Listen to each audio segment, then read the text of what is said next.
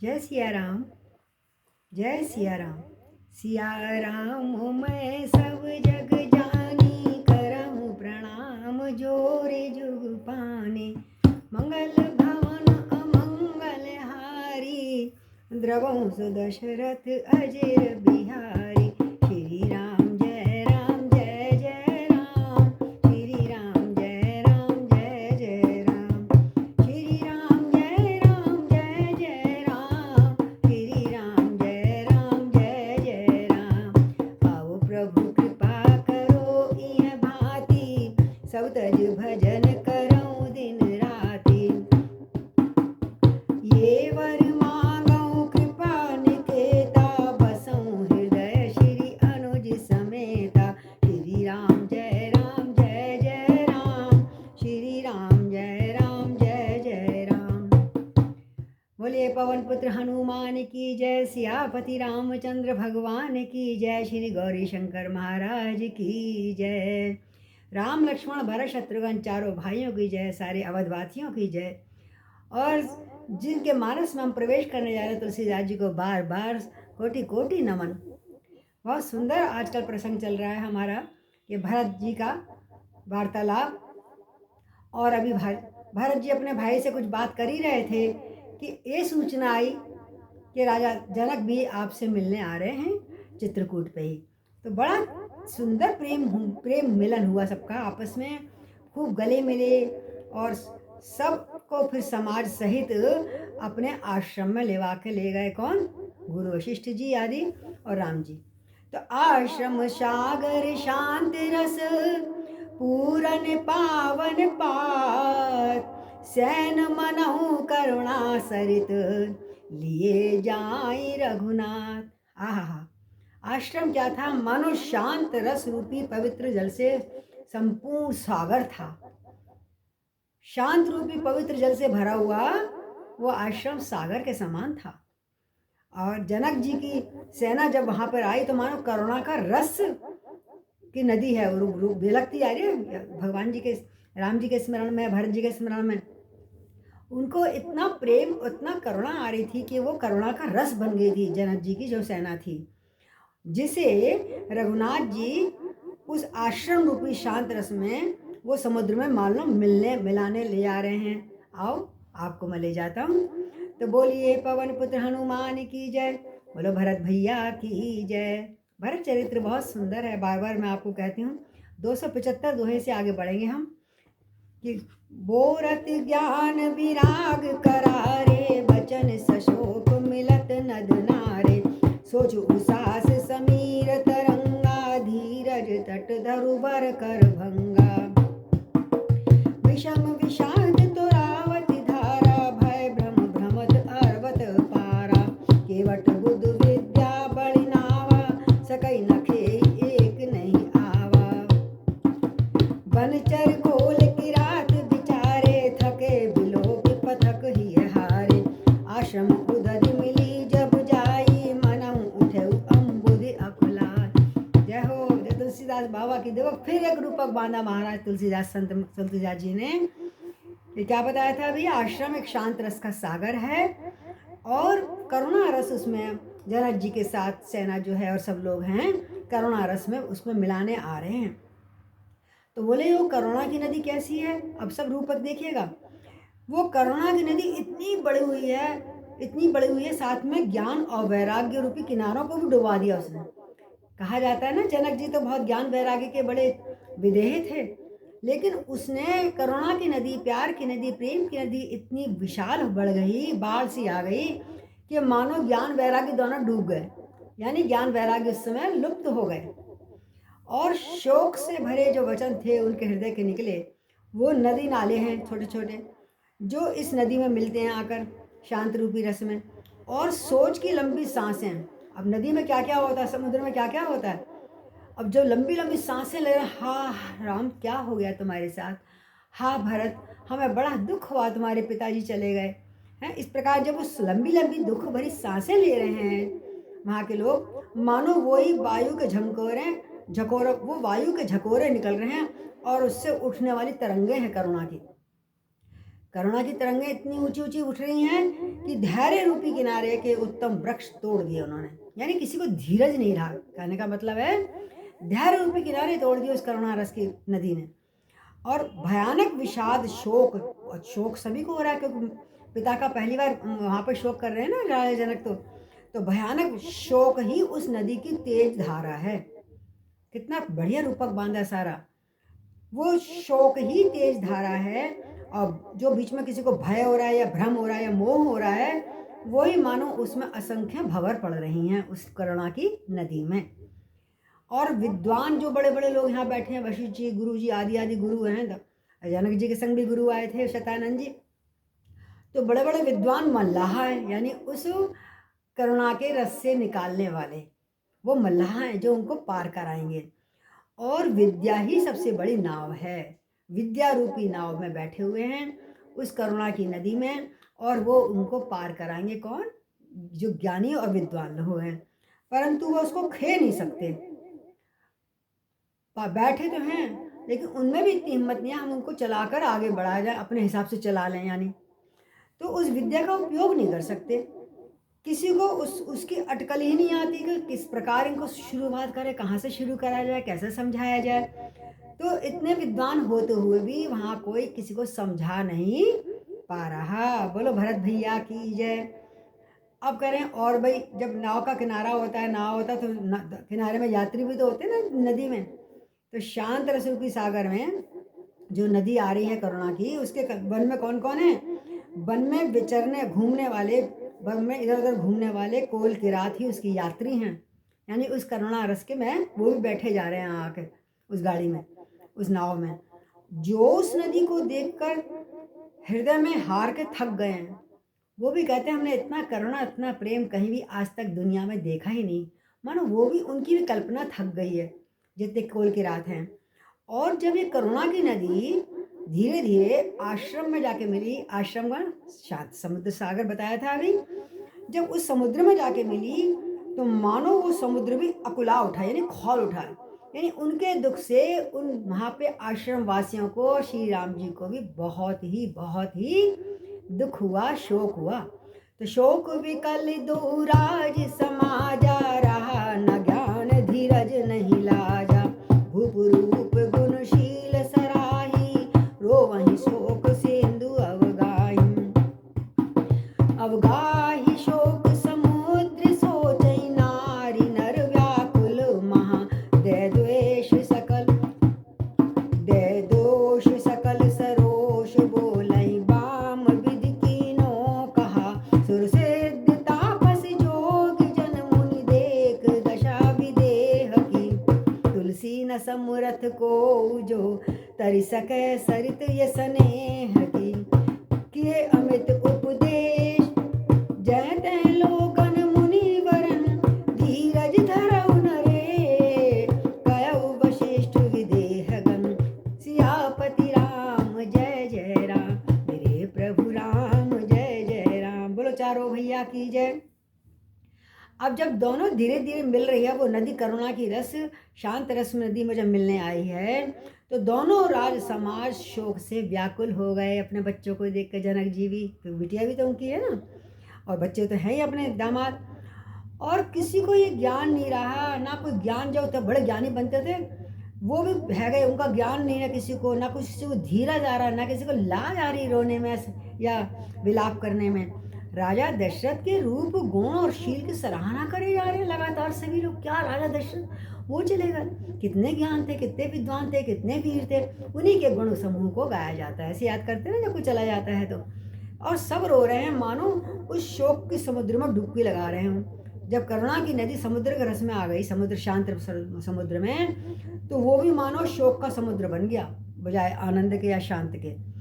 अब शोक समुद्र में जब डुबकी लगा रहे हैं तो सभी स्त्री पुरुष महान व्याकुल होकर चिंता कर रहे हैं। बस कौन किसको समझाए, सभी इतने व्याकुल हो रहे हैं और क्या क्या कह रहे हैं, जो भी मुंह में आ रहा है। जैसे पहले कहा गया था, वे सब विधाता को दोष दे रहे हैं। ब्रह्मा जी को क्या सूझे, विधाता को क्या पड़ी है जो इन जैसे को कष्ट दिया।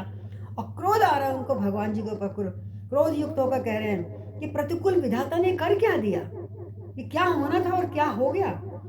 तुलसीदास जी कहते हैं, अब तुलसीदास जी बोले कि देवता, सिद्ध, तपस्वी, योगी, मुनि गणों में कोई भी इस प्रकार समर्थ नहीं था जो एक दूसरे को ज्ञान दे या धीरज बंधवाए।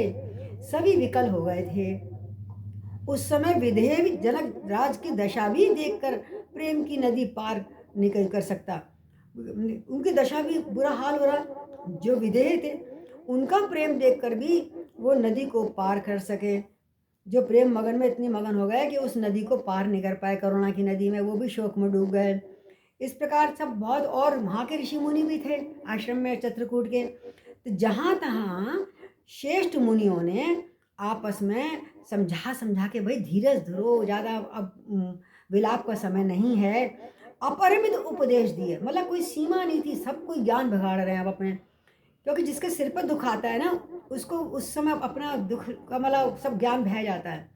जब दूसरे लोग संभालते हैं हमेशा, आप देखते होंगे, चाहे कितना ज्ञानी हो वो भी कई बार मोह में, बंधन में विकल हो जाता है अपने को खोकर। और फिर बहुत वहाँ के ऋषियों ने, मुनियों ने उपदेश दिए। फिर वशिष्ठ जी ने विधेय जनक से कहा, आखिर में वशिष्ठ जी बोले, हे राजन, आप धैर्य करिए, आप धैर्य धारण करो। अगर आप ही ऐसे करोगे तो और लोग कैसे करेंगे, और कैसे रक्षा करेंगे, अपने आप को संभालेंगे। तो इस प्रकार जासु ज्ञान रवि भव निसिनासा, वचन किरण मुनि कमल विकासा। किवी तेई के मोह ममता नियराई, ऐसी राम स्नेह बढ़ाई। विषयी साधक सिद्धि सयाने, त्रिविध जीव जग वेद बखाने।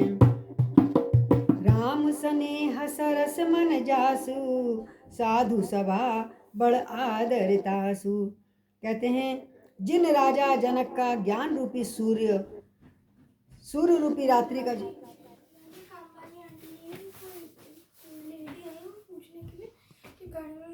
मंगल भवन अमंगल हारी, द्रवहु सुदशरथ अजिर बिहारी।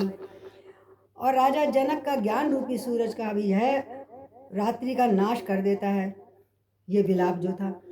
और जिनकी वचन रूपी किरणें मुनि रूपी कमलों को खिला देती हैं, यानी वशिष्ठ जी की किरणें तो मुनियों को, कमल, मुनि रूपी कमल को भी खिला देती हैं, आनंदित कर देती हैं। तो क्या मोह और ममता उनके निकट भी आ सकते हैं? इस प्रकार वो समझा रहे हैं वशिष्ठ जी उनको। ये तो सीता राम जी की प्रेम की महिमा है जो इतने विकल हो गए सबके सब। अर्थात राजा जनक की ये दशा सीताराम के अलौकिक प्रेम के कारण हुई है, लौकिक मोह ममता के कारण नहीं हुई। जो लौकिक मोह ममता को पार कर चुके हैं उन पर भी सीता जी का प्रेम अपना प्रभाव दिखाए बिना नहीं रहता। विषयी साधक सिद्ध सयाने, त्रिविध जीव जग वेद बखाने। राम स्नेह सरस मन जासु, साधु सभा बड़ आदर जातासु। और विषयी साधक यानी जो विषयी हैं, जो साधक हैं और ज्ञानवान और सिद्ध पुरुष हैं, जगत में यही 3 प्रकार के जीव वेदों ने बताए हैं। एक हम लोग कैसे है, कोई विषयी है, कोई साधक है जो साधना में लीन है अपनी, और कोई ज्ञानवान है, सिद्ध पुरुष हैं। 3 प्रकार के लोग बताए हैं लोगों ने, वेदों ने। इन तीनों में से जिसका चित्त, इन चाहे विषयी हो, चाहे साधक हो, चाहे ज्ञानवान हो, इन तीनों में से जिसका चित्त भी श्री राम जी के स्नेह के सरोवर के सरस जल में सरोवर रहता है, यानी 24 घंटे जो श्री राम का स्मरण करता है, साधुओं की सभा में उसी का सबसे बड़ा आदर होता है। ये समझा रहे हैं वशिष्ठ जी सब। इसलिए सोहन, ये जो प्रेम है राम के प्रति है तो कोई बात नहीं। सोहन राम प्रेम बिनु ज्ञानु, करण धार बिनु जिम जल जानु। मुनि बहुविधि विदेहु समझाए, राम घाट सब लोग नहाए। सकल शोक संकुल नर नारी, तो बासर बीतौ बर नारी। पशु खग मृगन नकीन आहारू, प्रिय परिजन कर कौन विचार। कोई समाज निविराज, रघुराज नाहने प्रात। बैठे सब बट बिटप तर, मन मलिन कृस गात। सियापति राम जय जय राम, मेरे प्रभु राम जय जय राम।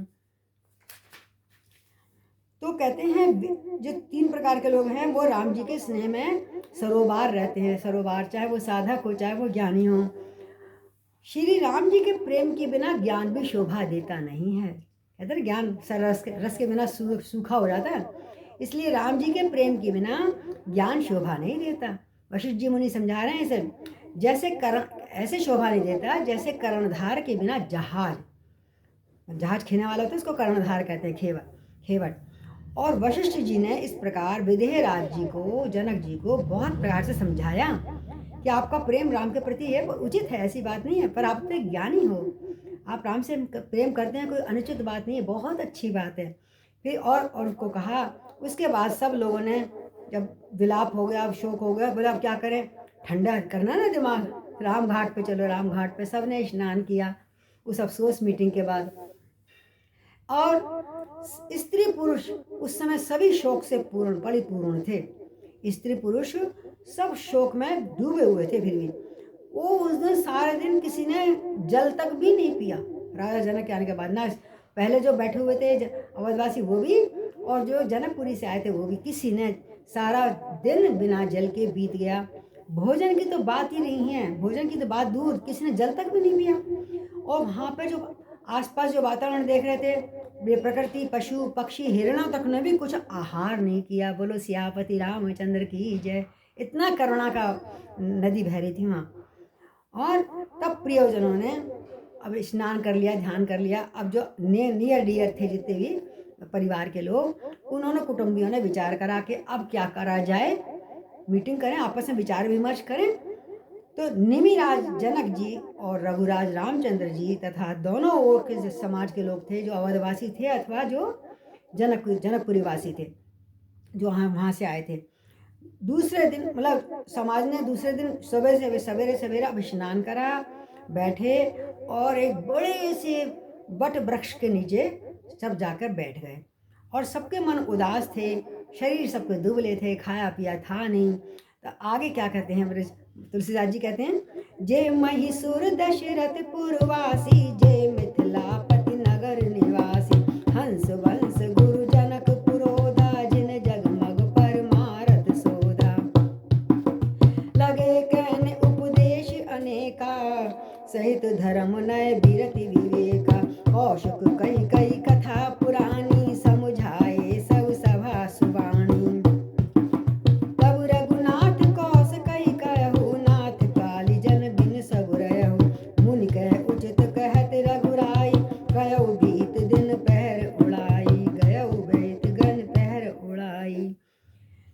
अब समझाने लगे, जो दशरथ नगरी के अयोध्या के रहने वाले थे, यानी अवधवासी थे, और जो मिथिला जनक के नगरवासी और वहाँ के रहने वाले जो ब्राह्मण कुल लेके आए थे संग में जनक जी, तथा सूर्यवंश के गुरु जी वशिष्ठ जी और जनक जी के पुरोहित शतानंद जी, जिन्होंने सांसारिक अभ्युदय का मार्ग तथा परमार्थ का मार्ग छान डाला था, यानी सबसे श्रेष्ठ ज्ञानी थे, जिन्होंने सांसारिक का उन्नति अभ्युदय करने का सारा परमार्थ का मार्ग छान डाला था, इतने विद्वान थे वो।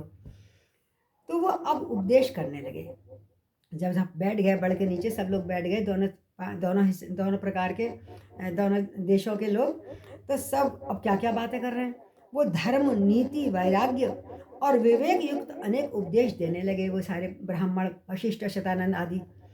तब विश्वामित्र ने, अब विश्वामित्र भी वहीं पे थे, विश्वामित्र ने पुरानी पुरानी बहुत कथाएं सुनाई, जिससे सबका मन संबल उनको बढ़े। भाई ये कोई नॉर्मल बात है, ये तो साधारण बात है, सबकी मृत्यु होती है और ये कहानी बन जाती है, किसके किसी कारण से होती है। सबका कारण ऊपर लिखा होता है कि हमारी मृत्यु बिच्छू से होएगी, सांप से होएगी, जल में होएगी, घर में होएगी, या किसी के द्वारा कोई आपदा आएगी तब होएगी। तो पुरानी ये सब बातें पूर्व निर्धारित होती हैं। तो इस तरह से उन्होंने समझाया और कह कहकर सारी सभा को सुंदर वाणी से समझाया। कोई किसी को दोष मत दो विधाता, ने जो रच दिया वो तो होके ही रहेगा। तब रघुनाथ जी ने विश्वामित्र से अब कहा। अब श्री राम जी बोले, रामोवाच, हे नाथ, कल से सब लोग जब से आए हैं किसी ने जल भी ग्रहण नहीं किया है। मेरे ससुराल से भी जो आए जितने व्यक्ति और जो यहाँ के लोग हैं, ये अब इनको कुछ आहार देना चाहिए। मेरी समझ से तो मेरे ये सबसे पहले ये दिमाग में आता है। तो विश्वामित्र जी ने कहा, हाँ रघुनाथ जी तुम बिल्कुल सही कह रहे हो, राम बेटा बहुत सही कह रहे हो। अरे 2.5 दिन बीत गया, आज भी 2.5 दिन बीत गया, हमें पता ही नहीं, ध्यान ही नहीं रहा इस बात का कि ये कल से भूखे हैं, कल नहा लिए, अब सुबह नहा धो के बैठे हैं, तो हमें कुछ इनका प्रबंध करना चाहिए, इनको नाश्ता पानी का, खाने पीने का। कब से भूखे बैठे हैं।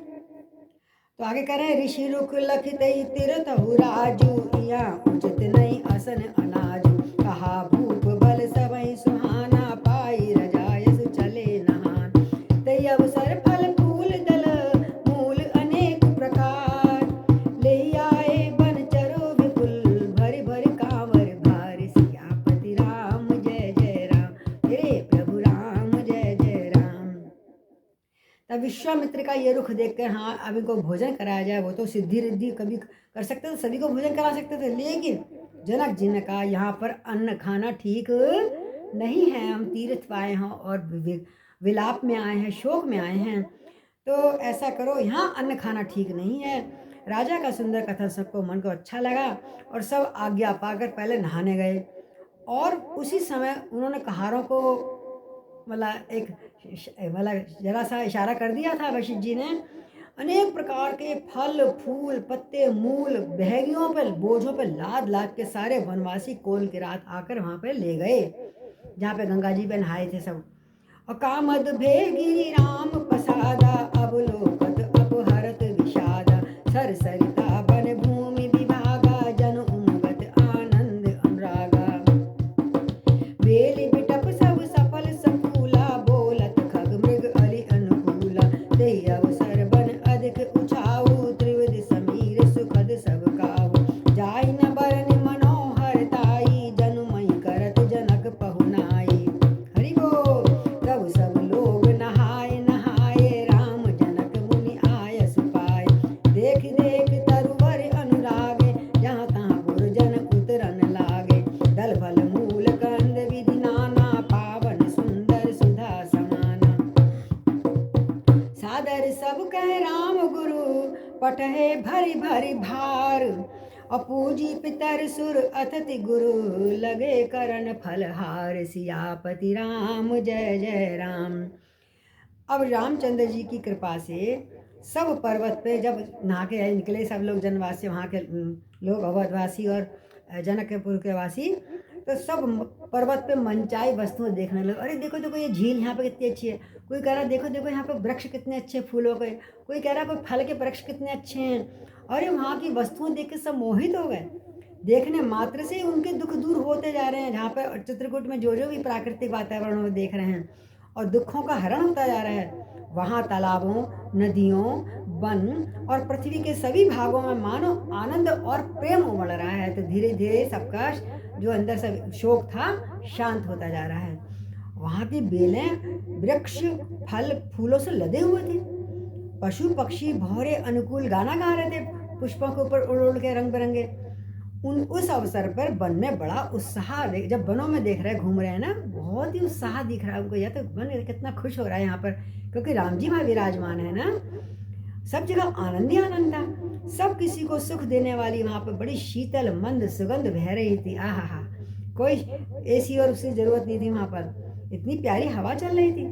जब वन की मनोहरता का वर्णन नहीं किया जा सकता, इतना सुंदर वन का सुंदर सजावट थी, मानो ये पृथ्वी जो है धरती जनक जी की स्वागत कर रही हो, पहुनाई कर रही है। पृथ्वी भी सब लाद रही है अपने वृक्षों को, फल फूलों को, भाई जो जो जिसकी मर्जी हो अपना प्रसाद पाओ।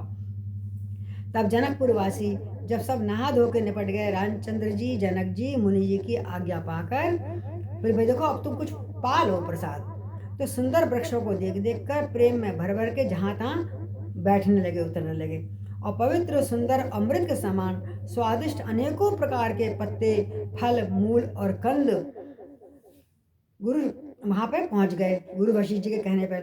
और रामचंद्र जी के गुरु वशिष्ठ जी सबके पास बोझे से भर भर टोकरे आनंद पूर्वक सबके पास फल फूल पत्ते खाने वाले चीजें भिजवा दी। तब वह पितर देवता अतिथि और गुरु की पूजा करके, देखो जब खाना खाने से पहले सब कहते हैं चिड़ियों का निकाला, फिर पितरों का एक टीका निकाल, तीन गिलास निकालते हैं ब्राह्मण लोग जब खाते हैं भोजन। इस प्रकार पितर देवता और अतिथि गुरु की पूजा करके सबने फलाहार आरंभ कर दिया। बोलो राजा जनक की जय। एहि विधि बासर बीते चारी, राम निरख नर नारी सुखारी। दू समाज अस रुचि मन माही, बिनु सिय राम फिरब भल नाही। सीता राम संग बनवासु, कोटि अमरपुर सरिद सुपासु। परिहरि लखन राम वैदे, ते घरु भाव बाम विदिते। दाहिन दयउ होय सब कवहि, दाहिन दयइ होय जब सबहि। राम समीप बसई बन तवहि, मंदाकिनी मज्जन तिहु काला। राम दरस मुद मंगल माला, अटन राम गिरि बन तापस थल। असन अमिय सम कंद मूल फल, और सुख सेवत संवत दुई साता। पल भल पल सम होय न जानहि जाता। ए सुख जोग न लोग सब, करहि कहाँ अस भाग। और सहज सुभाय समाज दू, राम चरण अनुराग। बोलो सियापति रामचंद्र की जय। जिन राजा जनक का ज्ञान रूपी सूर्य रात्रि रूपी आवागमन का नाश कर देता है, और जिनकी वचन रूपी किरण वचन जो वाणी बोलते हैं मानो सूर्य का प्रकाश निकलता है, मुनि रूपी कमल को खिला देती हैं, क्या मोह ममता उनके निकट भी आ सकता है? ये तुलसीदास जी कह रहे हैं भाई वो तो एक हो गया क्षण भर में कुछ अफसोस उनको देखकर, उनको ममता निकट भी नहीं आ सकती। ये तो श्री सीताराम जी की प्रेम की महिमा है, जो उन्होंने उस समय निकल आई उनके हृदय से, अंदर फोड़ के निकल आया वह प्रेम।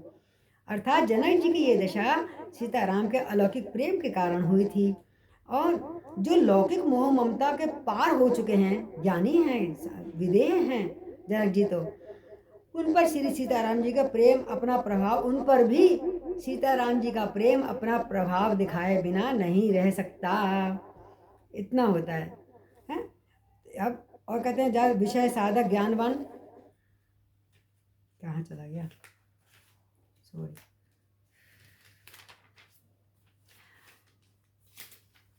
इस प्रकार बातें करते हुए अब एक दूसरे को समझाते हुए 4 दिन बीत गए, पता भी नहीं लगा।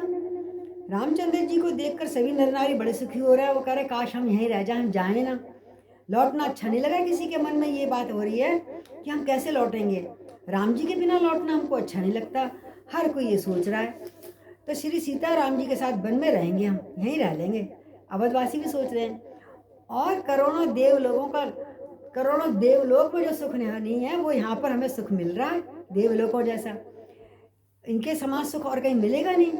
श्री लक्ष्मण जी, राम जी, जानकी जी को छोड़कर जिसको घर अच्छा लगे, मानो उस पर तो विधाता नाराज है, हमें घर अच्छा नहीं लगेगा राम जी के साथ रहते रहते। ऐसे सब लोग आपस में वार्तालाप कर रहे हैं।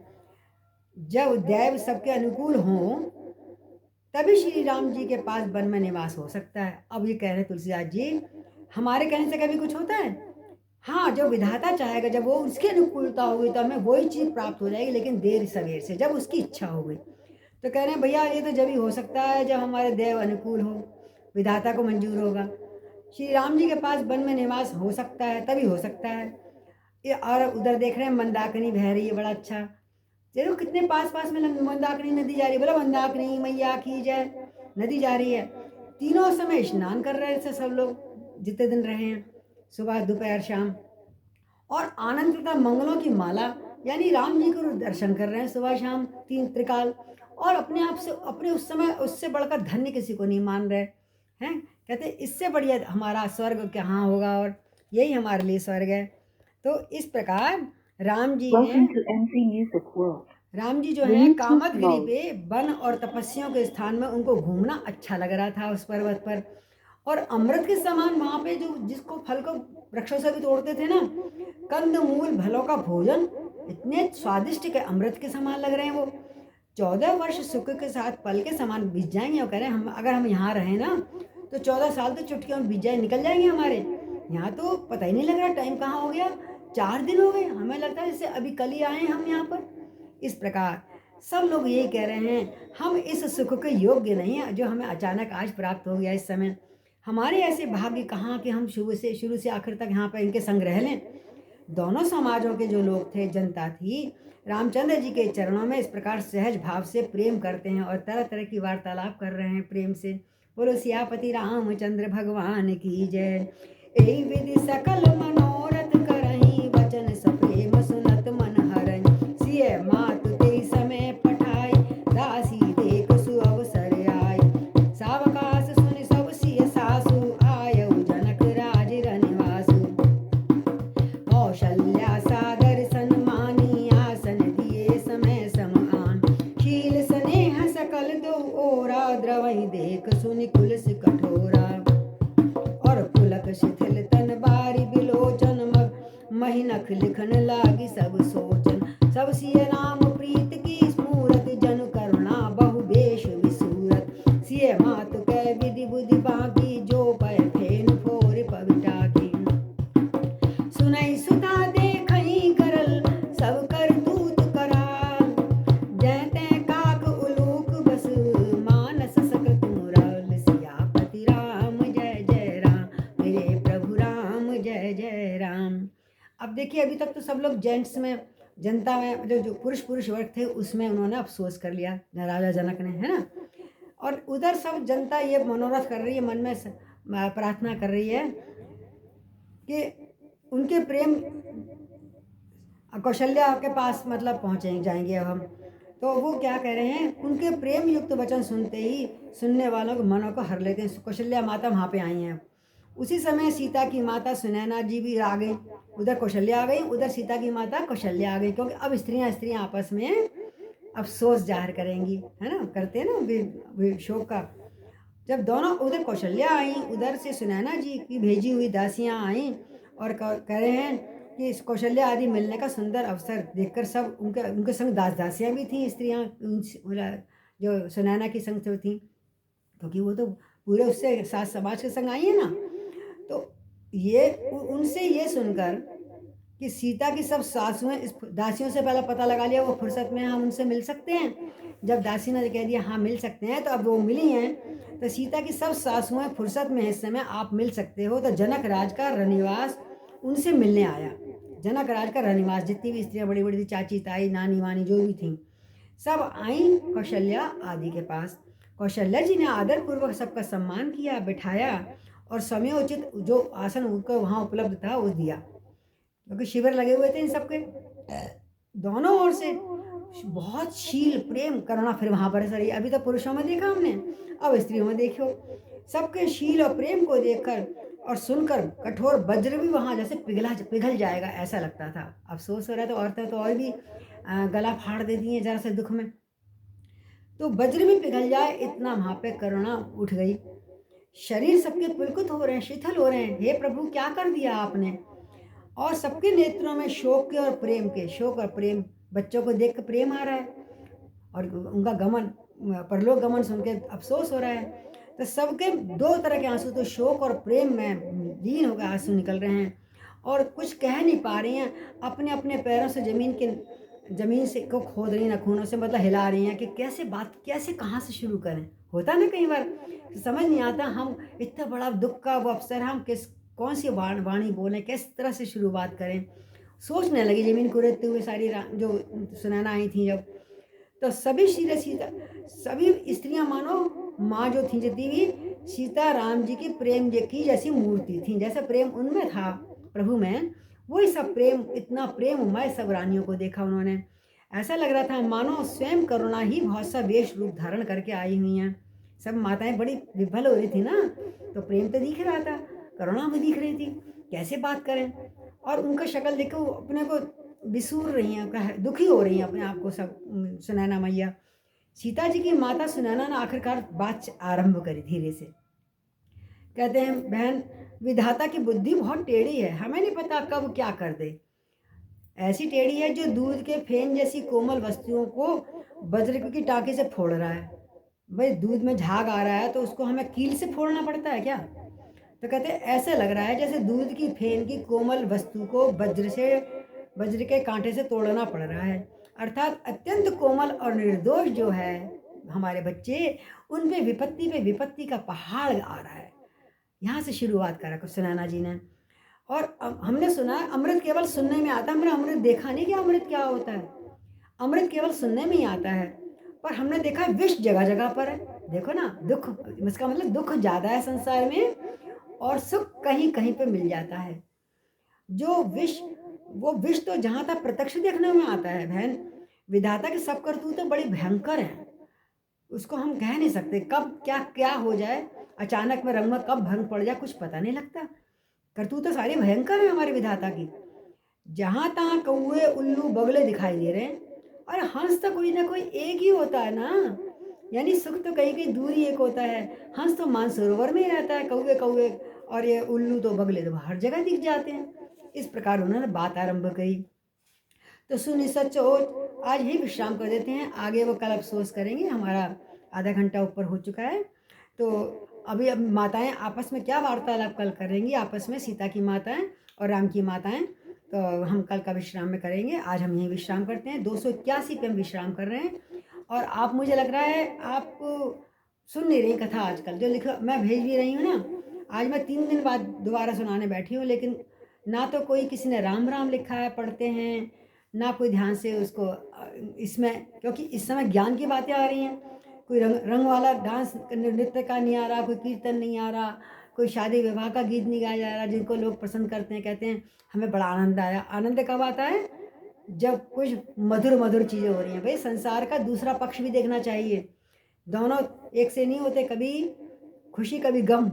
तो जब ऐसा ज्ञान की वार्तालाप दिया है, तब भी आपको ध्यान से सुनना चाहिए कि प्रभु ने, माताएं आपस में कैसे बात करती हैं, बड़े लोग कैसे, बुजुर्ग लोग कैसे बात करते हैं, गुरु लोग हमको क्या समझाते हैं, ऐसे में कैसे धीरज धरना चाहिए, ये सब सीखने की बातें हैं। आपसे प्रार्थना है कि आप मानस पढ़ें, नित्य पढ़ें, और जब कभी समय मिले तो इस रामायण को जो मैं नित्य भेज रही हूँ आपके लिए, इसको सुनें। मैं तो आनंद लेती हूँ, लेकिन मैं चाहती हूँ आप सब भी उतना मुझसे कुछ प्रश्न पूछें, कुछ लिखें मेरे विषय में, हैं। राम राम ही लिख देने तो जो सुनता है, लेकिन वो भी आपको समय नहीं मिलता। चलो, धन्य है भगवान जैसे करवाता है। तो श्री राम जय राम जय जय राम, श्री राम जय राम जय जय राम, श्री राम जय राम जय जय राम, श्री राम जय राम जय जय राम। सिया राम मैं सब जग जानी, करहूँ प्रणाम जोरी जुग पान। श्री राम जय राम जय जय राम, श्री राम जय राम जय जय राम।